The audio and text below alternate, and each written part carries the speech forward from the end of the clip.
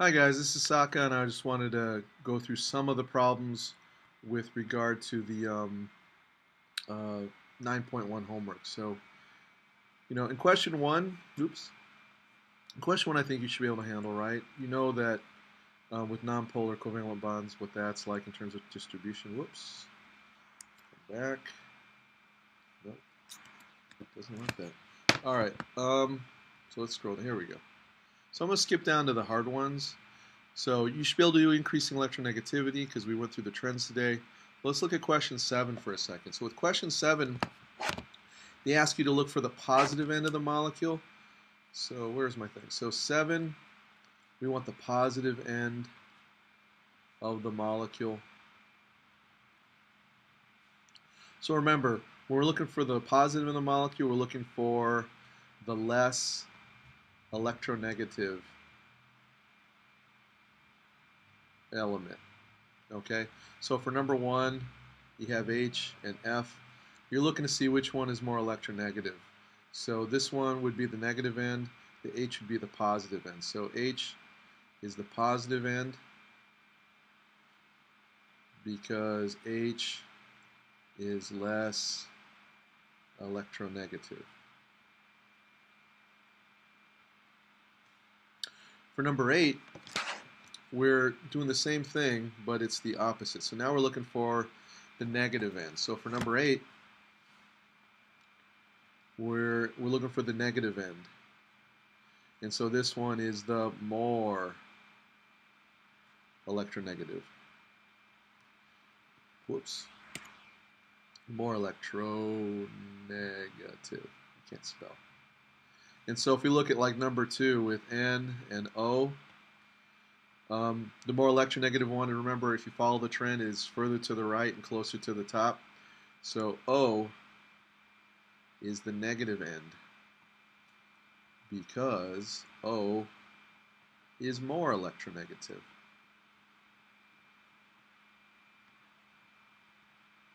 Okay. All right, let's move on to like number 9 here. So number 9, here you have HCl, and there's like this arrow here, and they want you to know where those, they want you to figure out where those dots would be.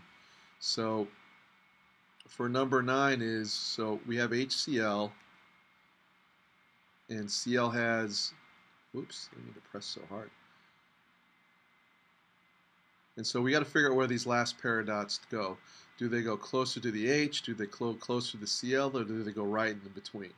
So the first thing we ask ourselves, is it polar or nonpolar? And with this one, it's a tough call, but basically H, there's enough of a difference for it to be polar, okay? So, and this is because Cl is more electronegative. I hate spelling this thing. You know what I mean. And then the difference between these two, so the difference in electronegativity is in that polar range. Whoops. What happened here? Yeah. Sorry about that. I'm doing all these videos. All right, so it ends up being polar. So we know, first of all, we know it's polar, right? So the second thing is, if we want to know where the electrons go, we have to ask ourselves which is more electronegative. Okay? So when I mean that, is it H or is it Cl? And so we know it's Cl, right, because of the trends. And so once we answer that, the electrons are closer to the more electronegative. So when we draw these dots, let's see if I can actually get the color I want. Okay. So now when we draw these dots, they end up being close. You see, I pressed too hard. They end up being closer to the Cl than to the H because, one, there's polarity, and two, the Cl is more electronegative, so the electrons are more attracted to the chlorine nucleus than the hydrogen one. Okay, moving right along here. HF. So We didn't really talk about this in all the classes, and so because I don't use these that much, but we probably should. Um, so with HF, so this is number what, 10? So with 10, let me get a better color. So with 10 we have H dot dot F dot dot dot dot dot dot dot. And so one, this is polar. So first of all, this is polar. I think you all recognize that. Okay. And when we have polar, so we've been drawing these things, right? Which is good too. There's another way to do this using these. They look like incomplete eights, but they're deltas. And so we use delta with a plus and delta with a minus. This goes towards the positive end or less electronegative. It's supposed to be parentheses, by the way. And this one is, we put towards the negative end. And this is for the more electronegative. So if we were going to draw this for HF, this end, because it's positive, would get this, and this end that was negative would get the minus. Okay. Just another way to do it. Some people, I like to do the arrows with the plus, but some people like to do the deltas with the plus and minus. So it's basically the same thing. And then 11, let's see, I got two more. So 11. So what's true regarding this molecule? And so I think you have to, because it's square, you have more than one choice here.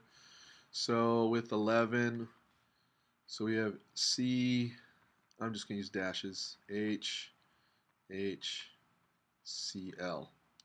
And so first of all, before we look at this molecule, let's look at its polarity and all that other stuff. So the CH bonds are non-polar. Okay, if you looked at my previous podcast, you probably get it why. CCl is polar because there's a difference in electronegativity. So there's a couple ways to look at this. If you looked at my last podcast, we talked about situations where we could have a polar or nonpolar molecule. So if something, remember, is nonpolar, two things need to be true if it has polar bonds in it. One is 0 lone pairs. The second thing that has to be true is the central atom has the same type of atom on all sides. If these two things aren't true, then it's going to be polar. So notice that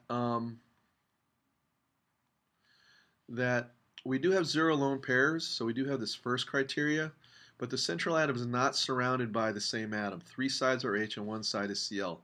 So this isn't true, and because of that, this is a polar molecule. All right.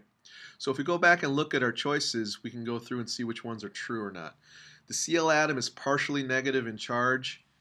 I would say that is true because remember, this end will be slightly negative and this end will be slightly positive. So that is true. The molecule is polar is definitely true. All covalent bonds are polar covalent bonds is not true because we know some can be nonpolar. And all H atoms are all partially positive is not true because those are nonpolar bonds. And if they're nonpolar, then there really is no charge. All right, we're cooking. Last question. So here we have 2HF. So this is our intermolecular force here. Okay, so this is question 12. And so we have to look at these things in terms of what's going on here. So we have HF. We have HF. And then we have these dots. Oops, I can use different colors since I have them. And we have these little dots connecting the next HF. And there are electrons here, but I'm too lazy to draw them in. So we have something pointing here, which we call B, and something here, which we call A. All right. So remember, we talked about two different kinds of bonds. So we have intramolecular, molecular, and intermolecular. Molecular. I need to learn how to spell. Intramolecular is inside of one molecule. Okay? Intermolecular is between two different